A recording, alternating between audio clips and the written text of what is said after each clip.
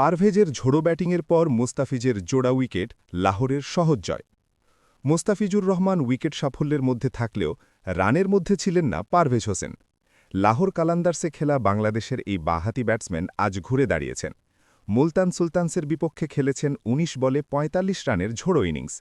একই দলে মুস্তাফিজও খালি হাতে ফেরেননি, নিয়েছেন ৩৭ রানে ২ উইকেট। দুই বাংলাদেশের নৈপুণ্যের ম্যাচে মুলতানকে ২০ রানে হারিয়েছে লাহোর।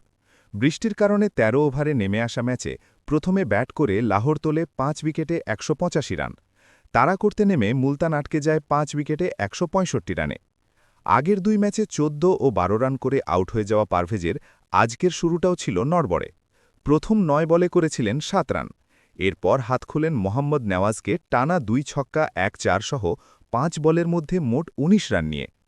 আরেক বাঁহাতি স্পিনার ফয়সাল আকরামের বলে মারেন টানা ৩ ছক্কা।